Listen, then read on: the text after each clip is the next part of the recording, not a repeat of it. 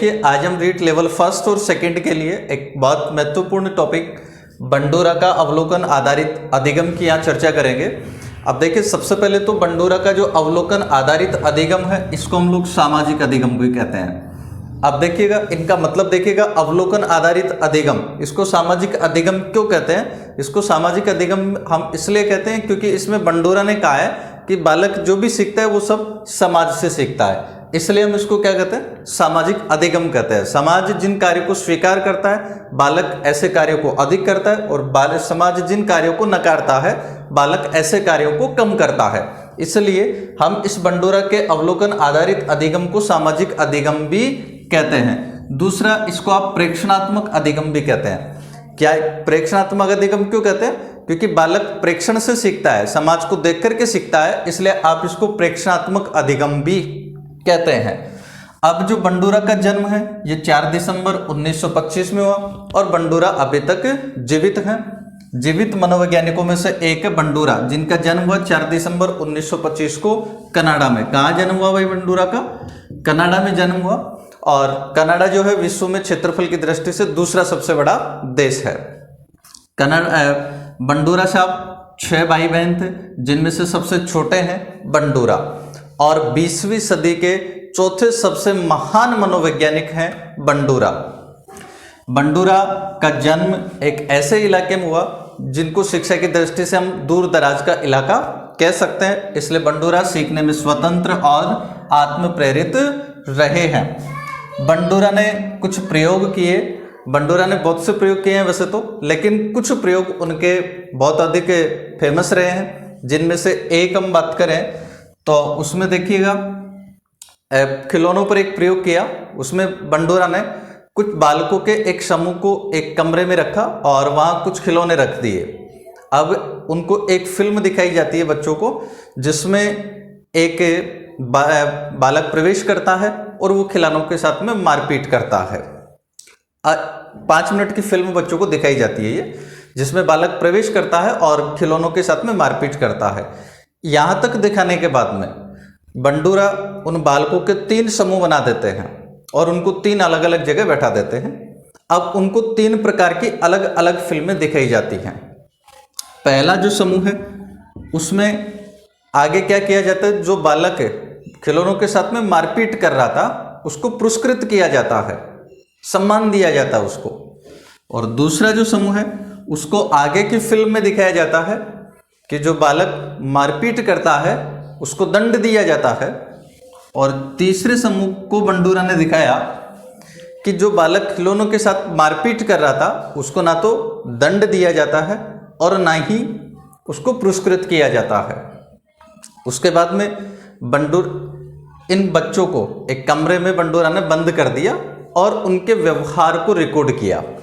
व्यवहार को जब रिकॉर्ड किया तो बंडोरा ने पाया कि जिन बच्चों के जिस समूह ने देखा था कि मारपीट करने वाले बालक को पुरस्कृत किया गया है, वो बच्चे सबसे ज्यादा आक्रामक थे, यानी कि वो खिलौनों के साथ में सबसे ज्यादा मारपीट कर रहे थे। और जिन बच्चों ने देखा कि मारपीट करने वाले बच्चों को दंडित किया गया है, उस समूह ने सबसे कम आक्रामकता दिखाई, यानी कि खिलौनों के साथ में सबसे कम मारपीट की। तो इसका मतलब बंडोरा ने निष्कर्ष यहां से निकाला। हम यहाँ निष्कर्ष की अगर बात करते हैं तो बंडोरा ने फिर यहाँ से निष्कर्ष निकाला कि बालक ऐसे कार्यों को अधिक करता है जिनमें समाज उसको पुरस्कृत करता है, और बालक ऐसे कार्यों को कम करता है जिससे उसको समाज में अपमान मिलता है या दंड मिलता है। एक और प्रयोग बंडोरा ने किया, उसमें एक बहुत बड़ा बेबी डॉल उसने एक गार्डन में रख दिया। अब गार्डन में रख दिया, अब एक महिला वहां से जाती है और उस बेबी डॉल को घसीटती है, पीटती है और कुछ अपशब्द वो बोलती है। वो फिल्म वो रिकॉर्ड करके बालकों को दिखाया जाता है। अब बालक जैसे ही वहां से गुजरते हैं तो वो उस बेबी डॉल के साथ में मारपीट करते हैं, उसको अपशब्द बोलते हैं। तो यहां से बंडोरा ने फिर निष्कर्ष निकाला कि जो बालक है वो समाज में जो देखता है वही वो बालक सीखता है। इसके अलावा एक जोकर पर प्रयोग बंडोरा ने किया। जोकर पर बंडोरा ने प्रयोग किया, उसमें बंडोरा जोकर से एक बालक आता है और जोकर से हाथ मिलाता है, ऐसी फिल्म वो बच्चों को दिखाते हैं। उस फिल्म को देखने के बाद में एक जोकर बाहर रख दिया जाता है। अब जैसे ही बच्चे वहां से गुजरते हैं तो उस जोकर से हाथ मिलाते हुए निकलते हैं। तो इस बात से बंडूरा ने निष्कर्ष निकाला कि बालक हमेशा समाज में जो देखता है वही सीखता है। उसके बाद में जिन कार्यों में उसको पुरस्कृत मिलता है या उनको सम्मान मिलता है, ऐसे कार्यों को बालक अधिक करता है, और जिस कार्य में उसको दंड मिलता है या उसको अपमान मिलता है, ऐसे कार्यों को बालक कम करता है। अब अधिगम के जो तत्व हैं वो यहाँ बंडूरा ने 4 तत्व बताए अधिगम के। इस अवलोकन आधारित अधिगम के, या सामाजिक अधिगम इसको कह सकते हैं हम लोग, या प्रेक्षणात्मक अधिगम इसको कह सकते हैं हम। इसके 4 तत्व बंडूरा ने बताए। सबसे पहला अवधान। अवधान का मतलब है कि बालक समाज में जो होता है कार्य, कोई भी जो करता है उसको देखता है और वहां से सीखता है। दूसरा है स्मृति, यानी कि बालक ने समाज में जो देखा उसको बालक स्मरण कर लेता है, याद कर लेता है। तीसरा उसने कहा अनुकरण। अब बालक ने जो देखा वो उसको स्मरण कर लिया, अब उसका क्या करता है, वो अनुकरण करता है। जैसे हम सामान्य जीवन में भी आप लोग देख सकते हैं, जैसे बालक कोई फिल्म के देखता है, बिल्कुल वैसा ही वो करने की कोशिश करता है बाहर आकर के। उसके बाद में चौथा है पुनर्बलन। देखिए बालक पुनर्बलन क्या है, बालक ने सीखा, स्मरण किया, अनुकरण किया।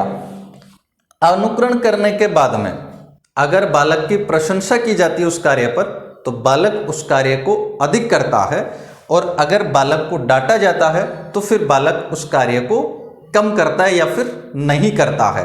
तो ये पुनर्बलन जो है 2 प्रकार का हो सकता हो गया यहाँ पर, एक सकारात्मक पुनर्बलन और एक नकारात्मक पुनर्बलन।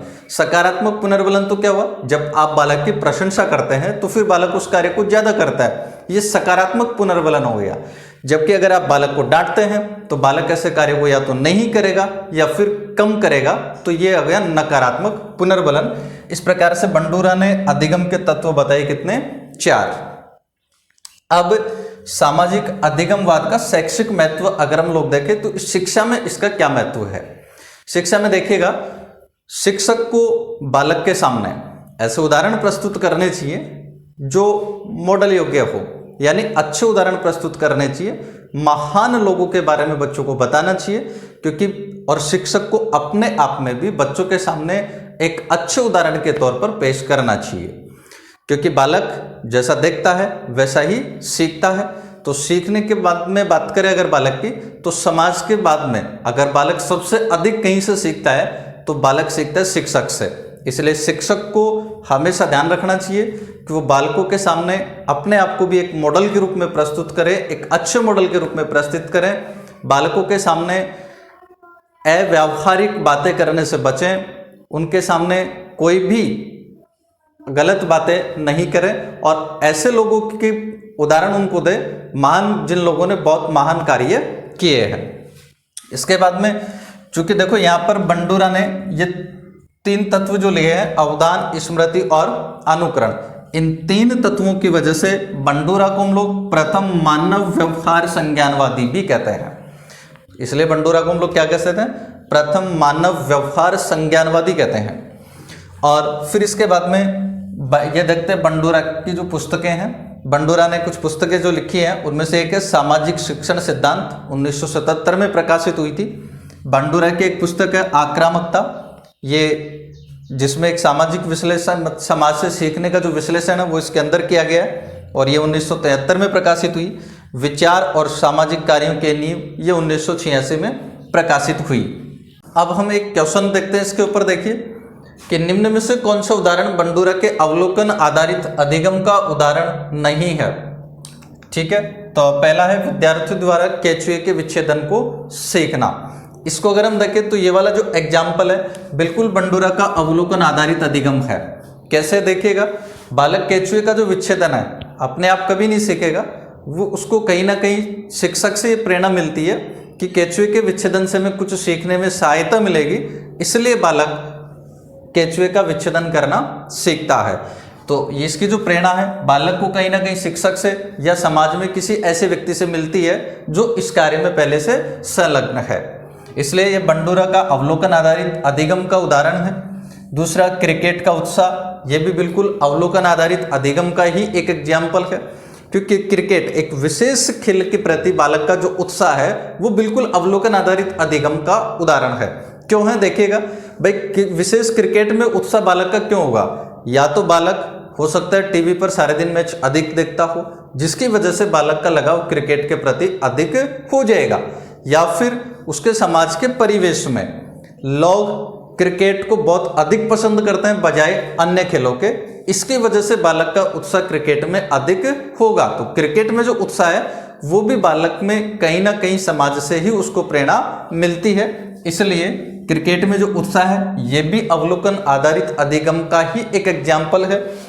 तीसरा, अगर हम बात करें सामाजिक अध्ययन के प्रति नापसंद की, बिल्कुल ये भी इस चीज की जो प्रेरणा है ये भी बालक को कहीं ना कहीं समाज से ही मिलती है। भाई बालक को अगर हम रोज उसके बारे में अगर साइंस और टेक्नोलॉजी की अगर बातें करेंगे बालक के साथ में, तो स्वाभाविक बात है कि बालक सामाजिक अध्ययन के प्रति उसको डिले करता जाएगा, यानी उस सामाजिक अध्ययन को नापसंद करता जाएगा धीरे धीरे। तो इसके लिए भी कहीं ना कहीं समाज जिम्मेदार होता है।